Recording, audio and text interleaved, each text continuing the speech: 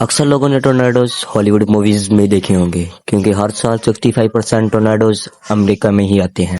Tornadoes कैसे पैदा होते हैं और ये कितने खतरनाक हो सकते हैं? टोर्नाडो, हरिकेन, टाइफून और साइक्लोन में क्या फर्क है? और हर साल टोर्नाडोज अमेरिका के इस छोटे से हिस्से में क्यों ज्यादा आते हैं? मुसब टीवी की वीडियोस में एक बार खुशामदीद। नाज़रीन, टोर्नाडो बादलों के ऐसे टनल को कहते हैं जो गोल घूमता हुआ, स्पिन होता हुआ आसमान से जमीन की तरफ आता है। नाज़रीन, इनमें से बहुत से टोर्नाडोज बहुत कमजोर होते हैं, लेकिन कई टोर्नाडोज इतने खतरनाक होते हैं कि वो अपने रास्ते में आने वाली किसी भी चीज को नहीं छोड़ते हैं। अगर वर्ल्ड मैप पर देखा जाए तो टोर्नाडोज अंटार्कटिका को छोड़कर बाकी तमाम कॉन्टिनेंट पर पाए जाते हैं।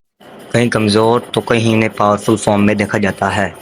हर साल पूरी दुनिया में सिर्फ 2000 टोर्नाडोज रिकॉर्ड किए जाते हैं, जिनमें से 1300 टोर्नाडोज सिर्फ अमेरिका में पैदा होते हैं, और ये पूरी दुनिया के टोर्नाडोज के मुकाबले में होते भी सबसे ज्यादा खतरनाक हैं। यहाँ अमेरिका में सालाना 1300 टोर्नाडोज जन्म लेते हैं, वहीं यहाँ एक ऐसा इलाका मौजूद है जो सालाना 800 टोर्नाडोज पैदा करता है। इनमें टेक्सास, ओक्लाहोमा, मैकेन्सी, नेब्रास्का शामिल हैं, और इस खास हिस्से को हम टोर्नाडो आले कहते हैं। ये वो एरिया है जहां टोर्नाडो के लिए बिल्कुल परफेक्ट कंडीशन पाई जाती हैं। लेकिन सबसे पहले हम ये जानेंगे कि टोर्नाडो वैली में ही सबसे ज़्यादा टोर्नाडो पैदा क्यों होते हैं। ये जानने के लिए हमें ये पता लगाना होगा कि टोर्नाडो कैसे पैदा होते हैं। टोर्नाडोज नॉर्मली थंडरस्टॉर्म्स के दौरान पैदा होते हैं, एक ऐसा किस्म का थंडरस्टॉर्म जिसे सुपरसेल भी कहा जाता है। ज़्यादातर टोर्नाडोज की पिक्चर देखी जाए तो उसमें एक चीज़ कॉमन होती है, वो ये वाला सुपरसेल है। ये सुपरसेल नॉर्मली उस वक्त बनता है जब ज़मीन पर हवा की डायरेक्शन एक तरफ और आसमान पर दूसरी तरफ हो। इन हवाओं की अलग अलग डायरेक्शन की वजह से इनके दरमियान विंड टनल पैदा हो जाती है। विंड टनल के अंदर हवा सर्कुलर पैटर्न में घूमती है।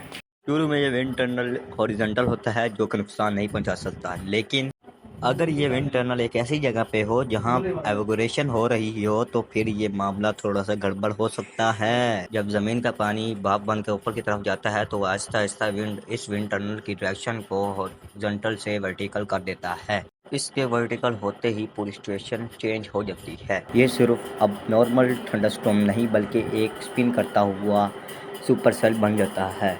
ये सेल उस वक्त मजीद भयानक हो जाता है जब ज़मीन से इवापोरेट होने वाले पार्टिकल्स इसमें जमा होना शुरू हो जाते हैं। इन इवापोरेट्स के जमा होने की वजह से सुपरसेल का साइज मुसलसल बढ़ता जाता है। क्योंकि सुपरसेल में हवाएं बहुत तेज़ी से चल रही होती हैं, इसलिए इवापोरेट पार्टिकल्स फनल की शक्ल में ऊपर के जाते हैं, जिनको फनल क्लाउड कहा जाता है। कई सुपरसेल ऐसे होते हैं जिनमें एक या एक से ज़ायद फनल क्लाउड पैदा हो जाते हैं। अगर इवेपोरेशन का ये साइकिल ना टूटे और फनल क्लाउड्स के अंदर टेम्परेचर गिर जाए तो इवेपोरेशन पानी की शक्ल इख्तियार कर जाते हैं। तो इसी की वजह से ये फनल क्लाउड ज़मीन से आकर टकराता है। जैसे ही ये ज़मीन से आकर टकराता है तो इसका नाम फनल क्लाउड से ट्विस्टर या फिर टोर्नाडो रख दिया जाता है। टोर्नाडो में मौजूद हवाएं तकरीबन 480 किलोमीटर पर आवर की स्पीड से चलती हैं, जो ज़मीन पर मौजूद किसी भी चीज़ को अपनी लपेट में ले सकती हैं। स्ट्रीट लाइट्स, साउंड बोर्ड्स, पक्के घरों की खिड़कियाँ, हत्ता के कई घरों की छतें ये हवाएं अपने साथ उड़ा लेकर ले जाती हैं। इन हवाओं में इतनी ताकत होती है कि वो इंसानों, जानवरों को दूर उठा फेंक सकती हैं। ना सिर्फ इतना बल्कि ये गाड़ियों की डायरेक्शन भी चेंज कर सकती हैं। जैसे जैसे टोर्नाडो ट्रैवल करता है वो अपने अंदर इन तमाम चीज़ों को लिए चलता है और दूर फेंक देता है, जिसकी वजह से ज़्यादा तबाही होती है। अब अमेरिका के वो हिस्से जिसे टोर्नाडो आले कहते हैं उसमें तमाम वो कंडीशन पाई जाती हैं जिसकी वजह से टोर्नाडो बन सकता है।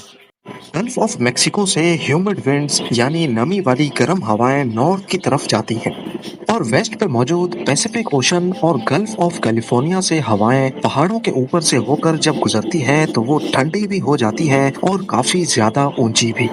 वेस्ट से चलने वाली ये हवाएं साउथ से चलने वाली हवाओं को इंटरसेक्ट करती हैं, जिसकी वजह से इनके बीच एक विंड टनल बन जाता है।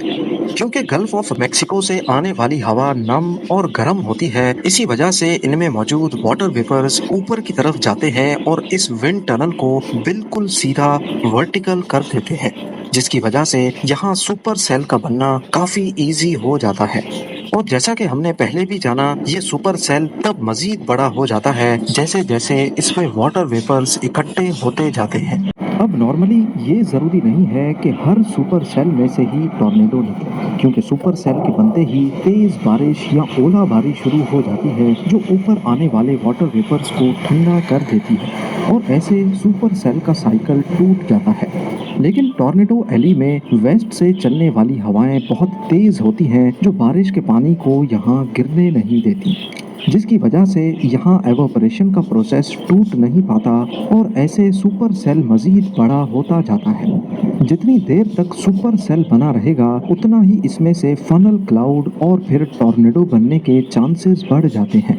यही वजह है कि अमेरिका के इस हिस्से में, जहाँ टेक्सास, ओक्लाहोमा, कैंसस और नेब्रास्का हैं, यहाँ दुनिया में सबसे ज़्यादा टॉर्नेडोज पैदा होते हैं, करीब एक साल में 800 टॉर्नेडोज। अब ये तो हो गई टॉर्नेडोज की बात। तूफान की एक और भी किस्म होती है जिसको हरिकेन, टाइफून और साइक्लोन कहा जाता है। वो क्या चीज़ है जिससे हमें ये मालूम पड़े कि ये तूफान हरिकेन है, टाइफून या फिर साइक्लोन? इन सब के बारे में हम अगली वीडियो में बात करेंगे। अगर वीडियो अच्छी लगी हो तो वीडियो को लाइक कर दे और चैनल को सब्सक्राइब कर दें। थैंक्स।